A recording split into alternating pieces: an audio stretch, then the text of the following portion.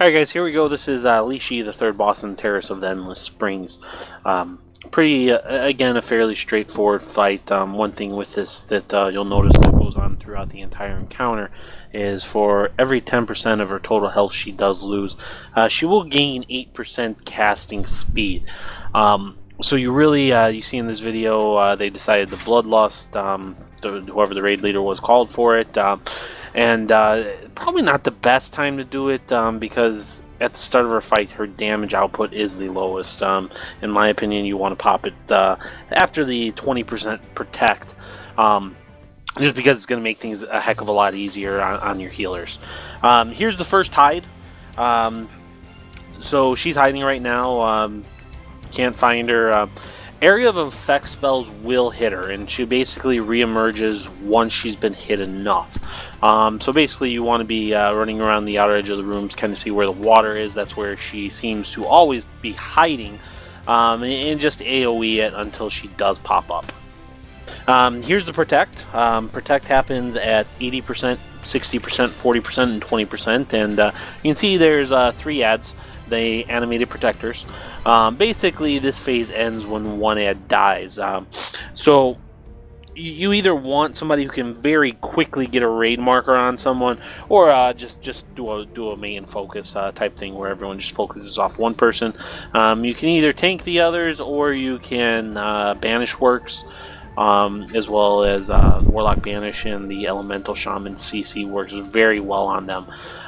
So ideally, you probably just want one assigned tank to be picking the mob up, and everyone just focusing off of them. Here's Getaway. This is interesting, fun, new mechanic. Basically, she's knocking everyone away.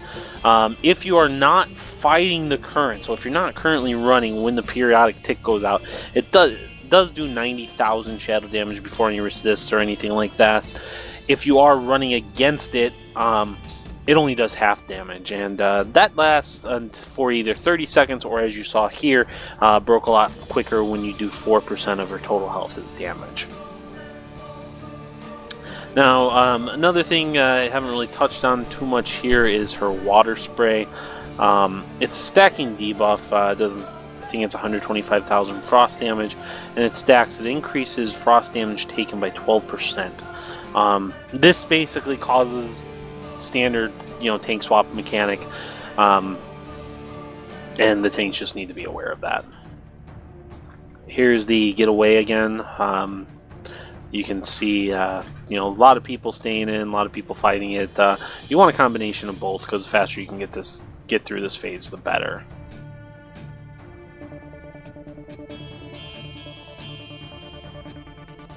Here we go with the Protect again. You can see the ad spawned. Again, you can really shorten this phase by having someone who can mark very quickly, or even better, just instead of even messing with the mark, having everyone focus off of one person. That would be your best bet to get through this phase as quick as possible. As you can see here, very little coordination. The mark was very slow going out, and it was probably the worst possible mob to be marked. It was the furthest one away. It's not being tanked. You're seeing high threat. You're seeing it run all over the place. Tanks were very poor in this encounter. DPS kiting it, dying to it, and it's going to come back and bite us in the ass when you see at the end here. Just constantly having to res DPS constantly having to kite. And it's definitely really hurt us. So here's the hide again. You can kind of see hellfires and earthquakes and shit going out. Unfortunately for me, I really couldn't AoE because no one would go over there. Considering I don't have any really ground-based AoE, I needed someone to mind sear off of, and everyone just wanted to hang out in the middle of the room. So it really made it impossible for me to help out there.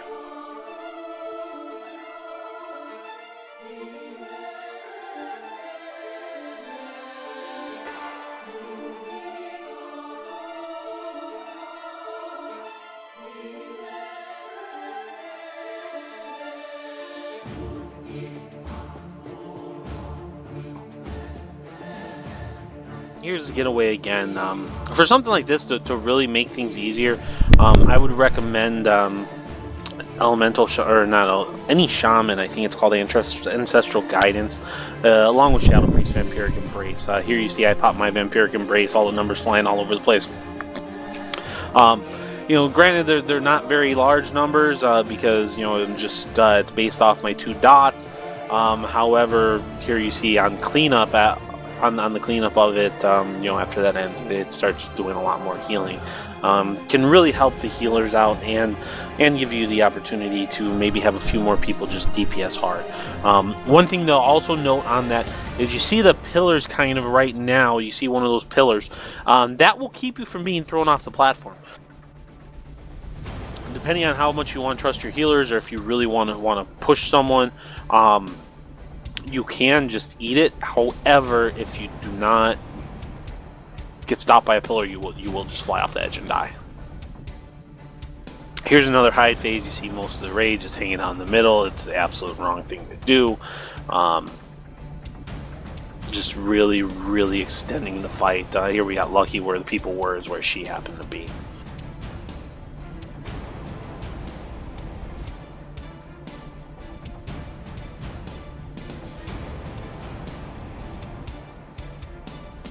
Alright, here's another protect phase. You can kind of watch again. This time there's 4 ads. No one really knows what's going on. The person who was supposed to be marking just didn't really mark. So right now you see they've been out for 10 seconds or so. We don't know which one everyone's supposed to be focusing, so we're just kind of playing it by ear. See now everyone obviously can tell which one we're focusing, and it's falling significantly faster. Having something set up would really help out. But again, as I said last time, the tanks have done a terrible job. Here you see I'm having to kite this thing because tanks just don't want to pick them up.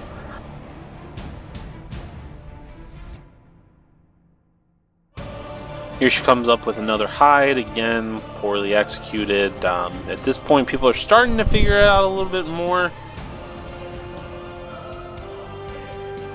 However, they're just kind of running around. So I decided here I was just going to save my mana because mine's here is channeled ticking. It takes every so often. It's not a constant AoE, so basically the way they were running around is I'd just be spamming and wasting mana.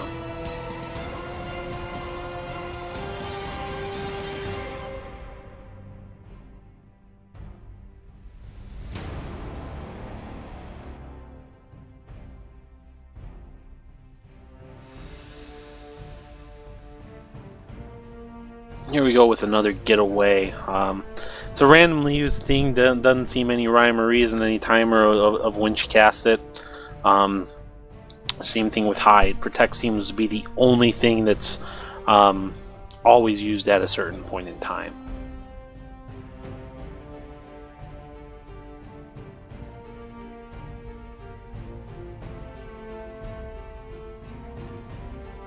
Now here at this point you can see a lot of DPS dead, just again from the tanks not picking the mobs up.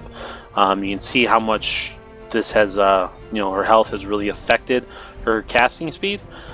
This would be, probably where you want to have Lust not at 100%.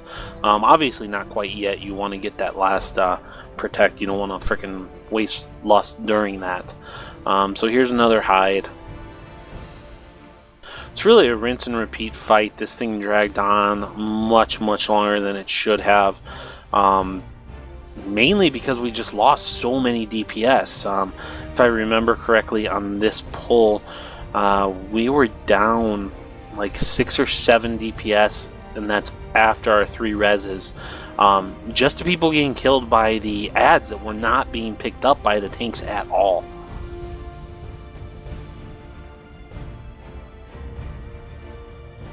So here's a 20% protect. This is just kind of the last, finish this off and then just, burn her down again, 4 ads. And here you just kind of see, again, the confusion. No one really knows what we're supposed to be getting on. We do get a mark this time. However, it's on a mob that, had already been feared and CC'd twice. And, just again, really late, really slowed us down. Here you can see, one of the mobs running off after the DPS again. And here's where it bit us in the ass. She berserks. She's protected. So it's even worse. So it's just you kind of see this is a great video for tanks as in my opinion, a what not to do. You really saw that that it was just bad for the DPS. We just lost so many DPS. It caused us to hit the enrage. In addition, obviously you need much better communication, much better plan worked out here on the ads, because we probably lost a good 25, 30, 40 seconds of DPS time, just not knowing what to do, everyone being confused, not knowing what ad we should be targeting, and probably another 15, 20 seconds in there of just split ad DPS, and that's just something you can't have, especially on new content, especially when you're doing testing on the beta. People just, the person who formed this raid, was Pug, just didn't really want to listen, didn't want to give anyone assist, and it really hurt us. We did end up killing it next pull, I do believe, but for some reason I did not record the actual kill. There's the Berserk pull. What you're seeing now is parts of another pull, an earlier pull. I wanted the Berserk pull to be in there first because I think that's going to give you the best feel for the entire encounter. Again, just kind of browse through this. Keep your eye on things, and again, just like the first two fights in Terrace, it's really going to depend on the tuning, which I feel is going to be probably tuned pretty aggressively, with it being the last tier and it opening after the vaults. But mechanics are pretty straightforward and pretty simple.